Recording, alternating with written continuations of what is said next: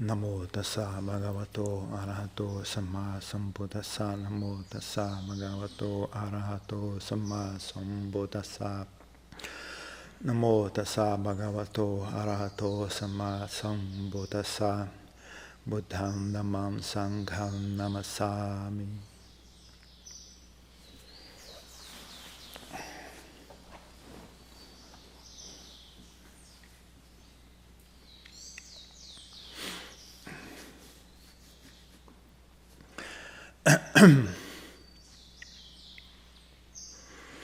Então, no que diz respeito a estudar o budismo, tem tanto o estudo teórico, né, que é a leitura dos textos, ou também ouvir palestras, ou também participar de atividades, frequentar grupos budistas, tudo isso são formas externas, né? Conhecimento externo, a maneira de adquirir conhecimento que vem de fora. Mas também tem o estudo interno, né? Que é a gente trabalhar consigo mesmo, né? Então, no que diz respeito a estudo interno em geral, tem dois tipos de estudo, né? Um estudo é você analisar, né? Usar o pensamento para investigar, né? Pensar a respeito, né? Observar a sua mente, pensar a respeito, usar o intelecto, né? Para tentar compreender o que está acontecendo, né? Dentro da mente. Compreender melhor a si mesmo, assim por diante, né? E o outro é aprender a olhar, né? Aprender a experienciar em silêncio, olhar de maneira direta, né? Fazer contato, né? Deixar os fenômenos, tanto da mente como do corpo, chegarem à consciência, né? Aquilo que atualmente é chamado de subconsciente, né? Passa a ser consciente, né? Como é que ele passa a ser consciente? Você simplesmente abre a porta, né, para que ele faça contato com a consciência, né? Então, nesse sentido, o trabalho intelectual às vezes é um obstáculo, né, porque ele fecha a porta, né? O trabalho intelectual é grosseiro, né? Então, você está sempre, é como se fosse um rádio, né? Você está sempre sintonizado no nível do falatório, né, da mente, né, pensamento discursivo, né? Então, você está sempre focado num nível grosseiro da mente, né? Você treina a mente a estacionar naquele nível, né? E não é o caso que ele não seja útil, mas é que ele só vai até certo ponto, né? Ele só vai até certo ponto. Dá para fazer um trabalho inicial com ele, é útil, mas só vai até ali. Ele não vai conseguir alcançar coisas sutis, coisas mais refinadas da mente, né? Então, é importante também, além de conseguir usar o raciocínio, né, usar a inteligência, também é importante conseguir silenciar a mente, né, para que ela consiga fazer contato com fenômenos mais sutis, né, dentro de si mesma.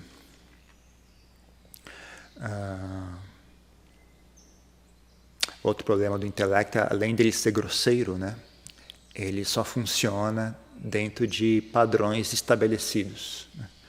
Ele tem regras de conduta. Ele só funciona dentro das regras. Se é o fenômeno que você está fazendo, o fenômeno que você está investigando não se encaixa nas regras, aí o intelecto não alcança, né? Ele não consegue, ou apresenta uma visão o quê? Todas as visões do intelecto são falsas, né? Mas inútil, apresenta uma visão inútil, uma visão talvez danosa, né? Em vez de ser um ponto de vista que auxilia, é um ponto de vista que prejudica, né? Já se você aprende a fazer silêncio na mente, aprende a observar em silêncio, tanto você consegue fazer contato com coisas que antes você não conseguia fazer contato, consegue observar padrões que antes você não conseguia observar, consegue observar correlações, né? Como uma coisa influencia a outra, como a outra coisa influencia aquela outra, e aquela terceira coisa volta e influencia a primeira. E aí você fica ali rodando dentro daquele círculo vicioso, né? Quando você vê o que é que está por trás de tudo isso, você vê que não tem nada por trás de tudo isso, não é apenas um hábito mental, não tem nenhuma obrigação de ser assim, é apenas que nem um redemoinho, sabe, na água, né? Apenas as condições criaram aquele redemoinho, não tem ninguém por trás daquilo, né? O rio está fluindo, dependendo de uma pedra, dependendo de um tronco de árvore, dependendo da velocidade da água, do fluxo da água, pode ser que crie-se redemoinhos, né? Cria, ele some, ele surge, desaparece. Não tem ninguém criando nada ali. O redemoinho em si não é uma pessoa, não é um ser vivo. É apenas uma configuração, né? Então, se a gente conseguir acessar, né, esses níveis mais sutis da mente, você vê que tem muito disso, né? Muitas coisas são apenas configurações, são apenas coisas que surgem por causas e condições, né? Quando você é criança, aconteceu tal coisa, aquilo virou uma condição, né, que configura o funcionamento da sua mente. Mas é só porque aconteceu, não tem nada demais. Você não tem nenhuma razão específica para ser assim. É o que foi que ficou na memória. Ficou na memória isso, então a mente chega ali, ela vira esquerda. Não tem nenhuma sabedoria, nenhuma razão específica, é só, né, ali tem uma pedra, a água faz a volta, né? Quando chega na pedra, ela bifurca. Ela não tem opinião a respeito. Ela simplesmente reage, né, ao que está posto perante ela. Então, a mente também é assim, né, em muitos sentidos, né? Então, quando você começa a enxergar isso, né, você começa também a perder um senso de dever com relação a essas coisas todas, né? Quando você perde o senso de dever com relação a essas coisas todas, duas coisas acontecem, né? Primeiro, um senso de leveza começa a aparecer, né? Que bom, não sou obrigado a fazer isso. Não tenho o dever de fazer isso, não tenho o dever de seguir essas opiniões, eu não tenho o dever de pensar esses pensamentos, eu não tenho o dever de ficar remoendo essas memórias, eu não tenho o dever de ficar me preocupando com essas coisas, né? Então, mais e mais experiencia leveza, né? Você não tem mais dever de ficar carregando esse monte de coisa, né? E também um senso de se não é útil, né, então eu vou abandonar isso, né? Então você começa a separar, né, aquilo que é útil daquilo que não é útil. Não é o caso que você abandona tudo, né? Você, bom, isso aqui é útil, vamos deixar isso aqui funcionando, né? Está funcionando bem, está sendo útil, é benéfico, ok, pode funcionar, não tem problema nenhum. Já aquilo que você enxerga como nocivo, você fala, ok, isso aqui eu vou abandonar, isso aqui eu vou ficar mais atento e não vou mais reforçar esse padrão de não é nem comportamento. Você pode dizer comportamento no sentido de que é tudo uma fabricação mental, né? Então a mente se comportando de uma maneira pré-condicionada. Então eu não vou mais reforçar esse padrão de comportamento, né? Aí você abandona, treina, fica atento, né? Fica atento e abandona, pouco a pouco vai abandonando aquele hábito mental, né? E aí o que acontece quando você abandona o hábito mental? Tranquilidade, leveza, a mente fica menos confusa. Quando a mente fica menos confusa, ela enxerga com clareza. Quando ela enxerga com clareza, as coisas são óbvias. É tudo muito simples e muito óbvio. Quando é tudo muito simples e tudo muito óbvio, é tudo muito fácil. Quando tudo é muito fácil, é tudo muito leve e tranquilo. Não há agitação, não há preocupação, né? Não há um senso de medo, de ansiedade com relação à vida e assim por diante, né? Então é uma coisa que é importantíssima de ser feita, né? É aí que sempre costumo voltar para esse assunto, né, e alertar as pessoas, né, para o perigo, né, do intelecto, tanto no sentido de que ele é uma ferramenta muito defeituosa, né? Não é uma ferramenta que é proibida de usar, mas não é tão fantástico como vocês pensam, como a sociedade ocidental pinta o quadro, né, que o intelecto é a coisa maravilhosa, fantástica, incrível, ela é, na verdade, bastante defeituosa, né? Ela é muito tóxica. Ela traz um pouco de benefício, mas é inerente a ela dar problemas. É muito limitada e ela sempre vai dar problema, não importa.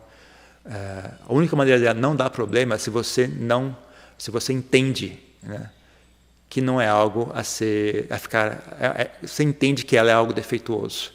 Assim você consegue usar de maneira leve, né, sem levar muito a sério.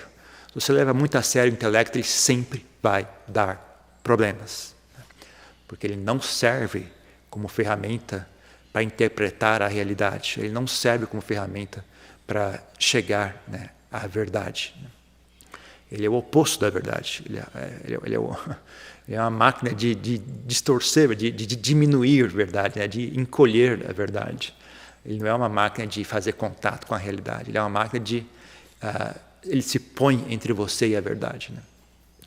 Então ele é um impedimento para enxergar a verdade. Mas, se bem utilizado, na medida que a gente tem que funcionar no dia a dia, né, e sabendo configurar ele de maneira inteligente, né, e mesmo tendo configurado ele de maneira inteligente, sabendo que mesmo essa configuração inteligente é falsa, é apenas utilitária, ela não é a verdade, é apenas algo que eu uso, né? Então, sabendo disso, né, aí você consegue usar ele de maneira benéfica, né, sem se apegar demais, sem ficar muito obcecado a respeito. E também esse ponto importante também, né, ciente do fato, né, de que você precisa criar espaço para o silêncio, né? Por mais hábil e destro que você seja em usar o pensamento, ainda assim é um problema, porque se você passa o tempo todo ocupando a mente com pensamento, você não dá espaço para que a mente experiencie silêncio. Se você não dá espaço para que a mente experiencie silêncio, você não cria oportunidade para que esses fenômenos mais sutis façam contato com a consciência. Eles ficam sempre ali rodando no subconsciente, enquanto o pensamento discursivo toma o palco e fica ali gritando e sendo inteligente, dando opiniões, explicando um monte de coisa que ninguém perguntou. Fica ali explicando, falando, e ninguém perguntou nada, ninguém não tem porquê, né, dele estar ali.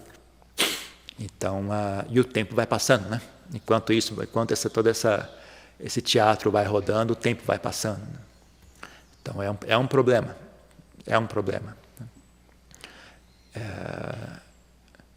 não é só, né, o pensamento em si, por definição, que é um problema. O fato de que a gente ocupa a nossa mente com ele, né, é um problema, na medida que o tempo está passando, né? E o tempo não é um luxo que nós possuímos, né? Nós, seres humanos, não temos o luxo do tempo, né?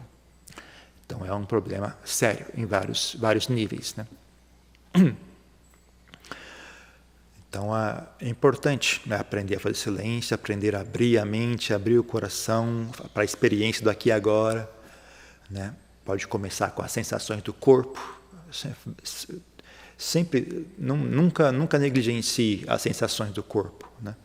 A gente às vezes estuda budismo, tem muito interesse pela mente, né? Também esse interesse vem dessa obsessão intelectual, né, que a maioria de nós tem. Então, muito comum as pessoas negligenciarem o quanto o corpo influencia o funcionamento da mente, né? Então, mesmo que você se ache muito esperto, inteligente, que você estudou psicologia, estudou o diabo que seja, volte e olhe o corpo, olhe a sensação do corpo, repare, né, como uma leve dor de cabeça influencia o seu modo de pensar. Repare como um leve cansaço muda a sua opinião. Repare como um leve desconforto no estômago faz com que você pense ou muda seu estado emocional e assim por diante. Isso é importante de olhar para você aprender a ter, ter um pouco também, né, de você ficar mais atento, né, e usar o corpo de maneira mais inteligente, né, comer comida mais saudável. Comer comida mais saudável não significa comer o que a internet diz que é saudável. Comer comida mais saudável é você enxergar o seu corpo e falar, essa comida funciona bem para mim, essa comida não funciona bem para mim. Não importa se a internet elogia ou não. A questão é você tem que ver por você mesmo. Né? O que é que quando eu como funciona bem? Não me deixa pesado e cansado. O que é que quando eu como não funciona bem? Me causa problemas. Né? Por exemplo, algumas pessoas não se dão bem com comida vegetariana. Né? Se a pessoa vai comer comida vegetariana, ela acaba tendo que comer muito. Né? Por a questão da biologia dela, não dá para comer só um pouquinho. Você vai comer comida vegetariana, vai ter que comer uma refeição grande. Se ela come uma refeição grande, aquilo afeta a digestão dela. Fica pesada, cansativo, fica sempre sem energia. Né? Além de o fato de ter que ter uma refeição grande em si, já é um fardo. Né? Principalmente se você é um monge, por exemplo. Você come o que tiver disponível. Né? Então, se você precisa de uma refeição grande, você começa a virar um fardo para as pessoas também. Né? Então não há muitas regras como as pessoas gostariam que houvesse. Né? As pessoas que gostam de dar opinião e que vendem produtos. Né? Na verdade, você tem que olhar por si mesmo. Né? O que é que funciona no seu caso? Que tipo de comida funciona bem no seu caso? Né? Então, você procura usar bem, né? Comer de maneira que não crie muitos problemas e crie mais benefícios, né, para o seu corpo.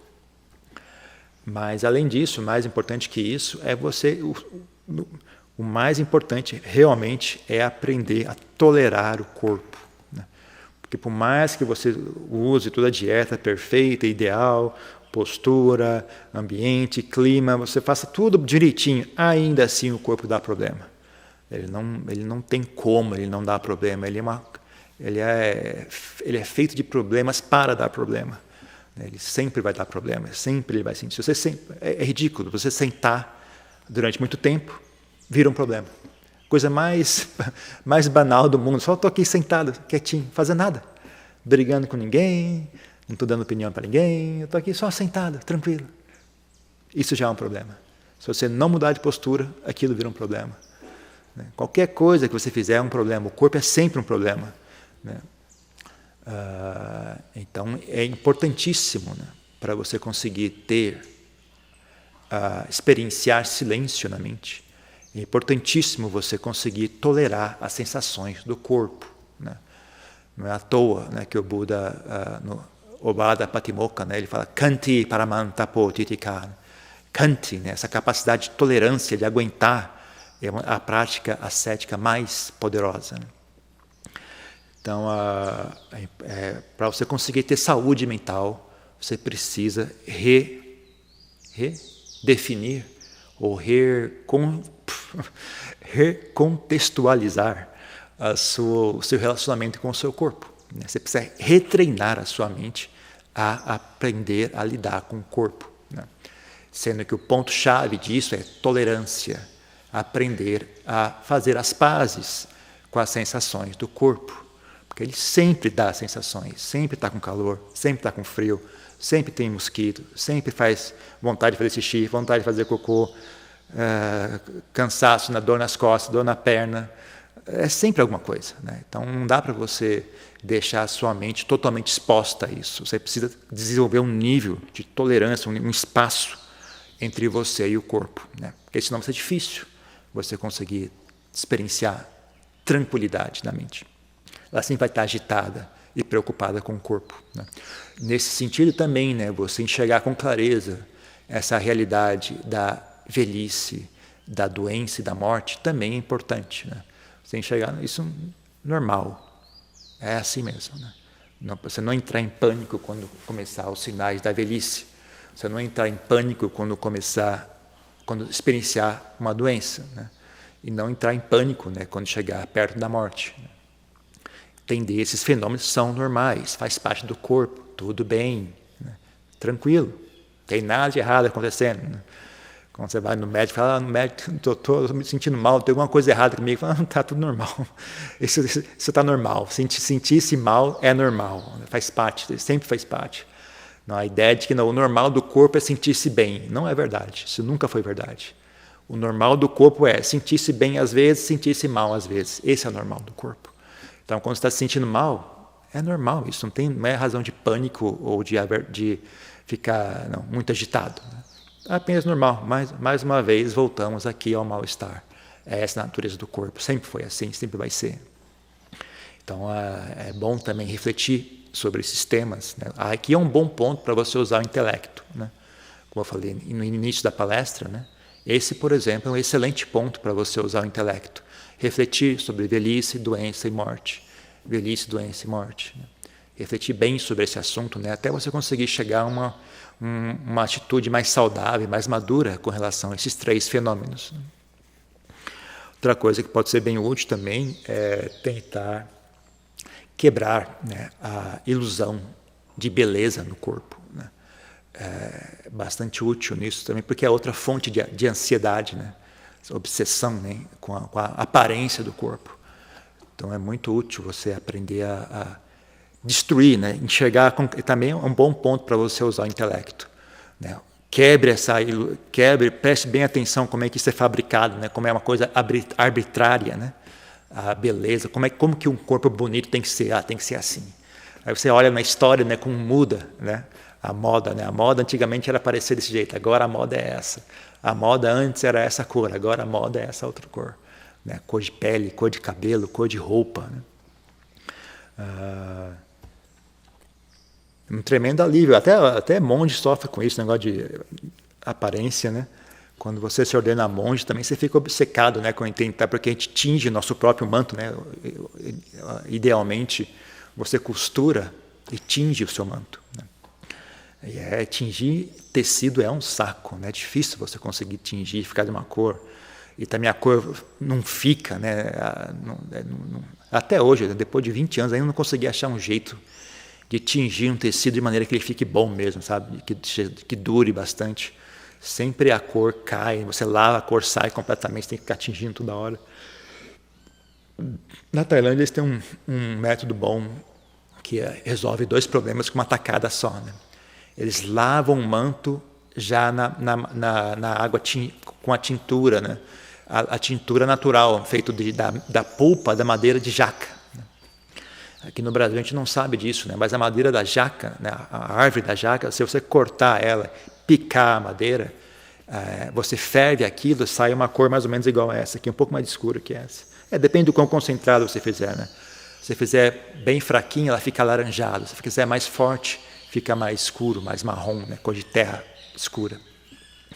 Então eles lavam já naquela água fervida, né? Que sai com um pouco daquela tintura. Aquilo tanto limpa, né? Como também já repõe a cor. Né? Então e também não tem produto químico, né? É bastante legal porque não tem produto químico. O ruim você tem que cortar a jaca, né? Você tem que cortar a árvore de jaca. Né? Então, mas em geral as pessoas, desde todos os anos que eu morei em mosteiro, nunca teve que cortar nenhuma jaca. As pessoas mesmo cortam e doam, né? Elas têm que construir alguma coisa, tem uma árvore ali, elas vão lá e cortam. Em vez de tacar fogo, eles doam para o mosteiro. Né? Então, sempre teve um excesso, nunca precisamos cortar nenhuma, porque as pessoas mesmo, conforme, né, a vida na sociedade vai progredindo, sei lá o que as pessoas fazem, construindo, né? Então elas vão cortando as árvores, e aí sabendo que os monges usam, né? Então eles, em vez de tacar fogo, jogar fora, eles doam para o mosteiro. Né? Então lá na Tailândia funciona bem isso, né? Eu não sei aqui no Brasil se funcionaria, né? Eu não teria coragem de pegar uma árvore de jaca gigantesca lá e cortar. Eu preferiria água, né? Porque não é tão abundante no Brasil, né? Talvez no Rio de Janeiro seja abundante, mas ainda assim, né? Ficaria com pena de cortar a árvore. Né? Então, não sei. Mas, então, né? Os monges também ficam obcecados. Então, até uma coisa quando chega uma hora que você também para de esquentar a cabeça, sabe? Hoje em dia foi um tremendo alívio na minha vida quando eu parei de esquentar a cabeça. Que se dane a cor do manto, que se dane. Hoje em dia eu não estou nem aí. Eu até chamo isso de doença de monge novato, né? Fica ali obcecado, tentando, tingindo de novo, tinge de novo, não está bom, não, agora está muito escuro, está muito claro, fica ali tentando tingir, até que chega uma hora que desiste, sabe? Que se dane também. Meu manto, por exemplo, esse manto de baixo aqui está essa cor totalmente desbotada aqui, eu não estou nem aí também, cansei já. Não tenho mais paciência, ficar tingindo o manto. Essas alturas do campeonato. Então, uma coisa que é um alívio. Você vai falar, que bom, não preciso mais me preocupar com isso. Né? Quando você abandona essa preocupação, um alívio que você sente, que bom. Então, a beleza física também é um bom ponto para você usar o intelecto e tentar quebrar essa obsessão. Né? E isso ajuda bastante a você conseguir sentar e fazer silêncio. Né? Sentar e não se preocupar. Sentar e tranquilizar, relaxar. Estar em paz com aqui e agora. Né? Se você consegue tolerar a sensação corporal, se você consegue aliviar a preocupação com o corpo, né? Não só em termos de sensação, mas como ideia, né? A ideia do corpo, né? A ideia da velhice, a ideia da doença, o medo da doença, o medo da velhice, o medo da morte, preocupação com a minha aparência, preocupação com a minha saúde. Você consegue botar isso de lado? Em geral, talvez ainda tenha algum pouco de desconforto mental, né? Talvez ainda tenha um pouco de, melancolia, um pouco de preocupação, um pouco de inquietação, um pouco de desejo por prazer sensorial, mas em geral vai ser bastante fraco, sabe? É o tipo de coisa, se você conseguiu tolerar as sensações do corpo, você vai tranquilamente tolerar essa sensação emocional, que talvez esteja ali escondida por trás, né? Porque não é tão forte assim. Né? O que acontece ela está numa camada tão íntima da mente que a gente nem percebe que ela está ali e a gente sempre está ali reagindo de maneira automática. Então, durante talvez até várias vidas em seguida, a gente está sempre reagindo de maneira automática àquilo. Né? Sempre ela surge, a gente imediatamente foge. Né? Ela surge, a gente foge. Ela surge, a gente foge. Foge para os pensamentos, foge para atividades, foge para ir viajar, foge para ir comer não sei o quê. Nunca fica ali e sente aquela sensação. Né? Sempre que ela surge, a gente olha para o outro lado. Né? Então, mas se você não treina, né? E se você não estiver satisfeito, pode treinar também em passar frio, pode treinar em passar calor. Né? Não é proibido. Você não tem obrigação de sempre satisfazer o corpo. Você pode pontualmente, né? Fazer o quê? Eu vou fazer uma prática aqui. Eu vou sentar no frio hoje. Vou ficar aqui, em vez de sentar dentro de casa, vou sentar na varanda, onde está frio. E tudo bem, é frio, é desconfortável, mas eu vou aprender a lidar com isso. Ou vou sentar no calor, vou sentar debaixo do sol. Né? Vou deixar os mosquitos picarem. Né? Tomar banho frio. Vou sim tomar banho frio. Só por quê? Por quê? Porque sim, eu quero ver como é que é a sensação. Eu quero aprender a lidar com isso. Né?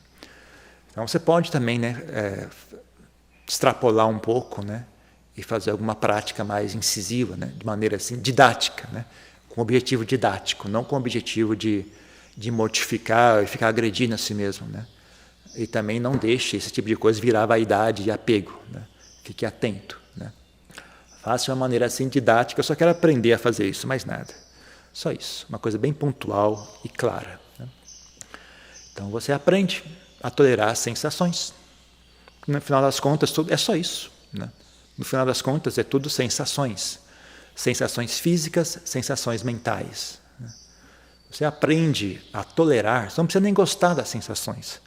Só aprender a tolerar elas, né? Aprender a dar espaço para elas existirem. Né? Ali está feito já o serviço. Né? A partir desse ponto, você consegue perfeitamente bem manter a mente em silêncio, focado num objeto de meditação. Já não tem mais a necessidade de fugir para lugar nenhum. Ela consegue perfeitamente bem estar. Né?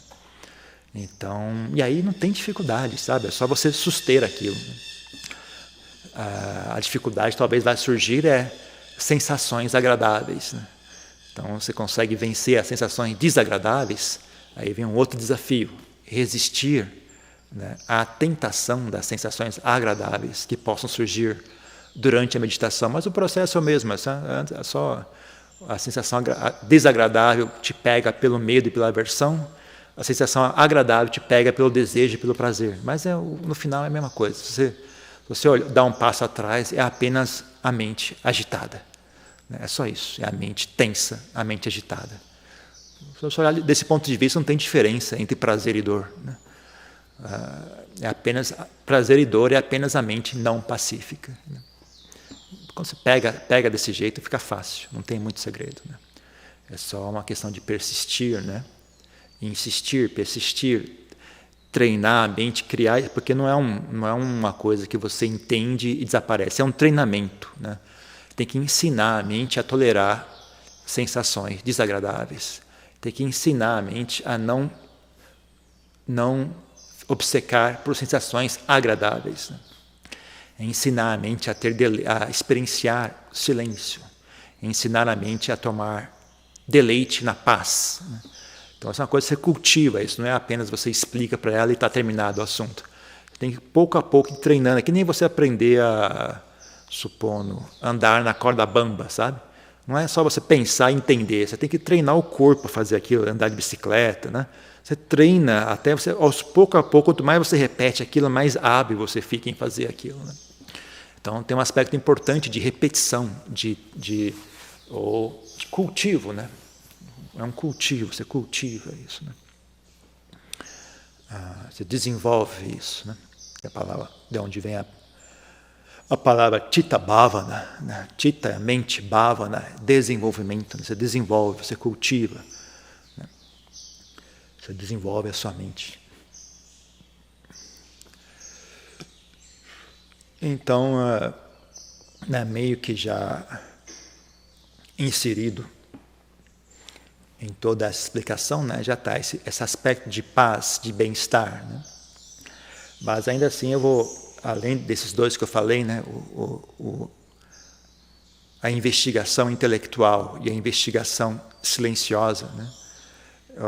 Um terceiro aspecto que eu acho que vale a pena reforçar, né, é a necessidade de algum refúgio para a sua mente.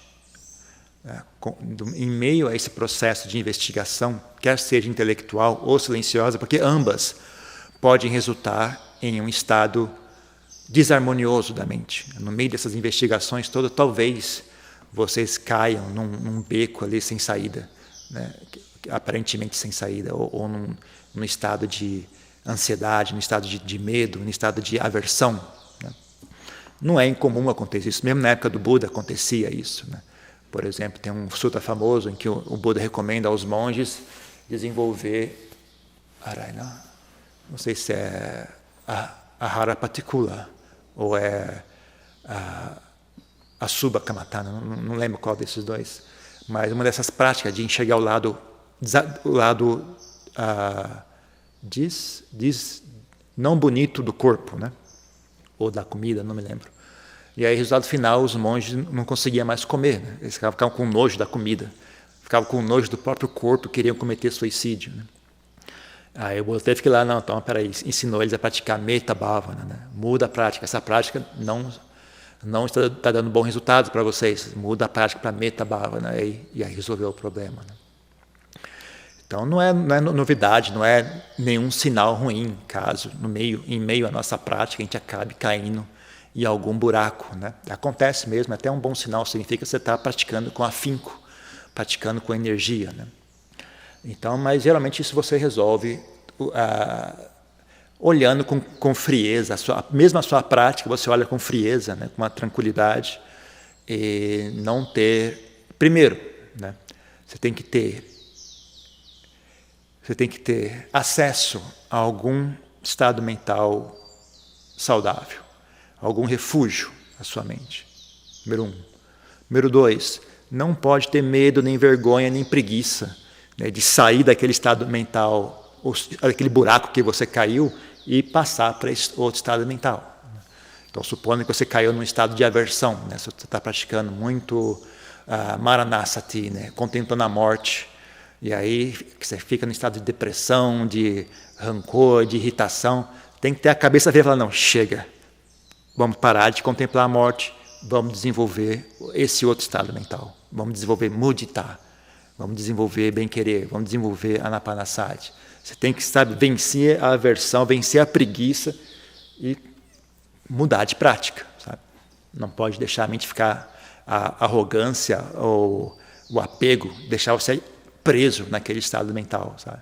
Tem que ter cabeça fria, falando, eu vou sair daqui e vou agora praticar Metta Bhavana, né? Porque isso não está sendo útil, né? Então tem que ter essa clareza mental, né? Então é importante desenvolver algum estado, saber ficar hábil em alcançar algum estado mental prazeroso e saudável, né? Quer seja, por exemplo, você, idealmente, quanto menos dependente do exterior, melhor, né? Mas não é proibido estar dependente do exterior, principalmente no começo.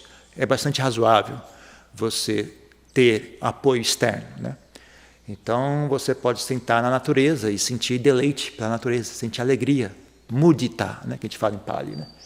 Sentar, olhar aquela paisagem, sentir alegria, bem, que bom, olha que belo, que bacana, que paisagem bonita, né? Ar puro, árvores, passarinhos, né? Isso te traz um bem-estar, né? Ou então você pode, supondo você vai a um altar e tem uma imagem do Buda muito bonita, você senta ali e sente deleite, alegria, né, de ver aquela imagem, aquela coisa tão bonita e pacífica, né? Representando sabedoria, representando liberdade, né? Então você senta ali, deixa aquele estado de bem-estar lavar assim o seu corpo, né?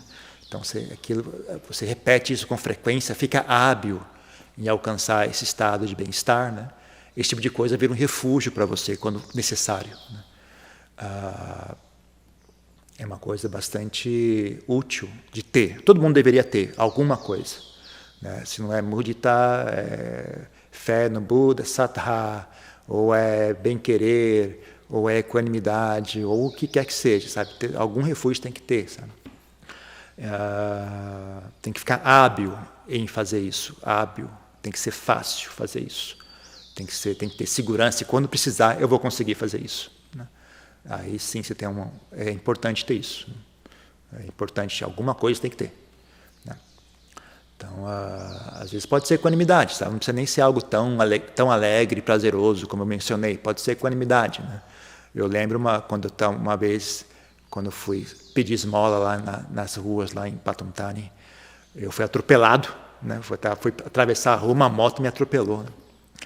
Aí eu fui sair dali, sentei e comecei a desmaiar, né? Não sei se foi o choque, o susto, ou porque eu estava já 24 horas sem comer, né? Mas eu sentei ali, comecei a desmaiar, né? Em vez de entrar em pânico, pelo contrário, minha mente ficou ainda mais pacífica. Ela foi imediatamente para aquele ponto de paz, de silêncio, né?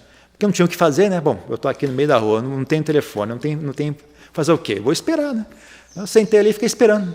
Eu não decidi fazer isso, não foi tão racional como eu acabei de descrever, né? Simplesmente sentei e falei, bom, vamos ver, né?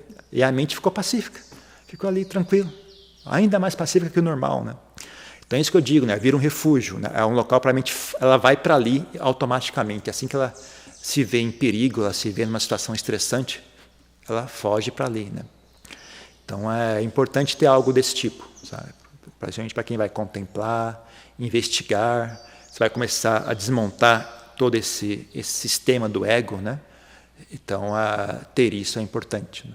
Então por isso que essa história de que samadhi não é importante realmente não faz sentido, né? É ridículo ter que explicar isso, né? Mas faz assim, lê os sutras, lê o que é que o Buda disse a respeito. Em vez de ouvir a teoria do professor X, do professor não sei o que lá, pergunta para o Buda, né? Todo mundo sabe que o Buda ensinou, parece que só o Buda que não sabe o que foi que ele ensinou, né? Todo mundo quer explicar o que o Buda disse, mas e nunca é aquilo que o Buda disse. Nunca é aquilo que ele de fato disse. Não, olha de volta, vamos voltar para o original. O que é que o Buda falou sobre o assunto? Né? Vê se ele alguma vez ele falou que samadhi não é importante, que samadhi não deve ser desenvolvido. Olhe novamente, né? Vê se alguma vez ele falou que só vipassana é o suficiente. Vê se alguma vez ele falou isso. Então, quem tiver curiosidade, inteligência, que olhe por si mesmo, né? Então é isso, né? Contemplação intelectual, contemplação silenciosa e um bom refúgio. São as 3 coisas que eu gostaria de chamar a atenção de vocês hoje para isso. Okay? É só isso. Tem alguma pergunta? Alguma coisa?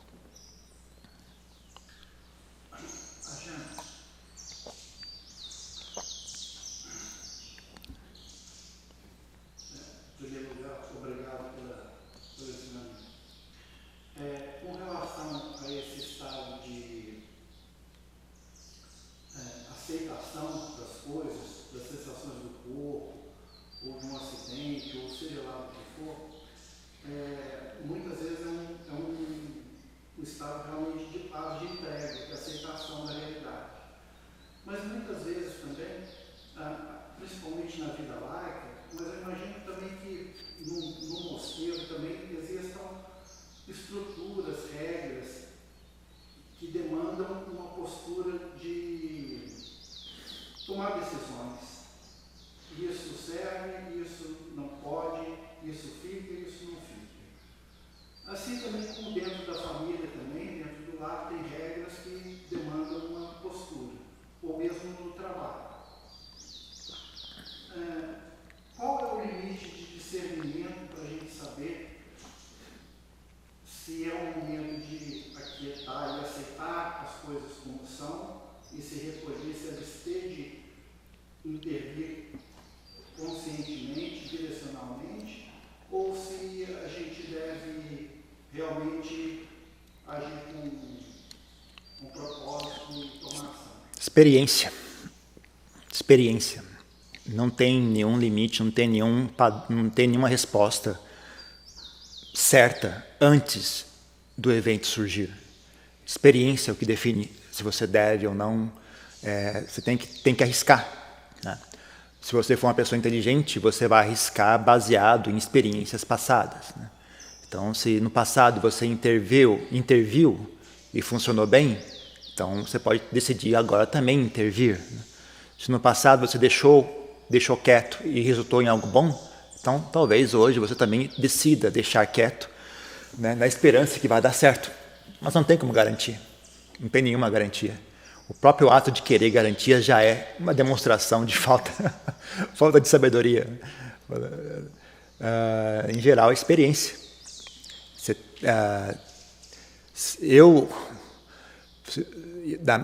De onde eu olho hoje em dia, né, se fosse para eu descrever, né, uma atitude saudável, uma pessoa saudável, eu diria: a pessoa, primeiro, ela tem visão clara de quão útil e benéfico é uma mente pacífica. Se ela tem visão clara disso, ela vai sempre ficar desconfiada de estados mentais agitados, né? Então, seja lá o que for que estiver dando ordem, se vier de medo, raiva, agitação, ela provavelmente não. Porque mesmo que, supondo que a agitação mental me está dando instruções válidas, você deveria fazer isso. Ok. Mas essa agitação mental já é uma perda, tá? Nem sempre instruções corretas são mais úteis do que uma mente tranquila, né? Porque não é só questão de, sabe, você tem, em meio a tudo isso, você tem que estar vivo, você tem que continuar vivendo, sabe? Então, sabe, vamos supor, eu resolvo um problema, mas aí destruo por completo minha saúde emocional, minha saúde mental. O que é mais importante, sabe? Né? Vamos supor, eu tenho medo de ladrão.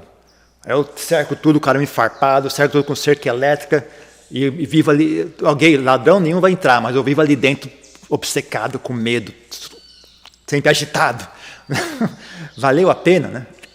Então, até essa questão, né, o que é o correto, isso é muito. Por isso que eu digo, né, não caia na ilusão do correto. Isso é muito relativo, né, depende dos seus valores, né, o que é correto, o que foi certo, o que é errado. Então, eu não boto mais fé nisso aí, não. Eu boto muito mais fé em ter uma mente tranquila e saudável, ciente de que a mente tranquila possui sabedoria, possui visão clara, que visão clara resolve problemas, né? Então, o primeiro ponto é esse. O segundo ponto, não tem jeito, tem certas coisas que só através da experiência. Você não tem como saber ao certo que vai dar certo ou não. O máximo que você consegue é adivinhar baseado em experiências passadas. Então, tem que ter uma certa tolerância ao erro e tem que ter disposição a experienciar as coisas, né? Com o tempo, você vai pegando o jeito de refazer as coisas, né? E até você resolve de um jeito, eu resolvo de outro, né? Então, não é só a questão funciona ou não, funciona para você. Então, conhecendo bem a si mesmo, você não, para mim, como eu sou eu, a melhor coisa a fazer é isso. Outra pessoa faria diferente e daria perfeitamente bem, diferente do seu, mas ainda assim daria certo. Daria um outro certo, mas daria certo. Então, é isso, é tranquilidade mental e tolerância, experiência. Não tem muito mais que isso. Ok. Mais uma coisa?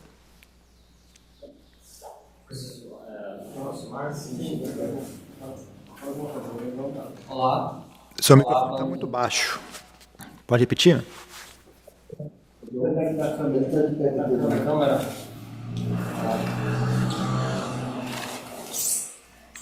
Não. Olá, Bante. Olá. Essencialmente, à noite eu tento fazer meditação andando, mas às vezes eu estou muito cansado, eu começo a cambalear ou não conseguir andar direito, de cansaço, de sonolência.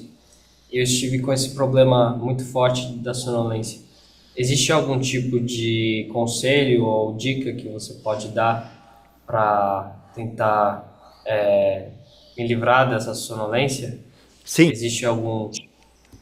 Existe uma técnica muito antiga chamada dormir. Você dorme. A melhor coisa a fazer é dormir. Não adianta. O corpo tem limites, sabe? Você tem que ter a humildade de aceitar esses limites. Se está cansado, tem que dormir. Não adianta. Tem que realmente descansar, deixar o corpo dormir. Se você já descansou, né? Se você não passou o dia inteiro ocupado, se você não está com problema de saúde, e ainda assim está com sonolência, aí é outra história. Mas você tem que primeiro suprir o corpo, sabe? Por exemplo, o corpo não consegue funcionar sem alimento. Não adianta você querer filosofar a respeito. Você tem que dar combustível para o corpo funcionar. Outra coisa que o corpo necessita é descanso. Então, se ele está cansado, não tem jeito, tem que descansar. Depois que você descansar, você pratica meditação. Então, se você esteve trabalhando o dia inteiro, esteve ocupado, resolvendo problemas com atividade física, ou se você está realmente doente, tem que descansar, não tem outro jeito. Não tem solução para isso. O jeito é descansar mesmo. Ok? Ok?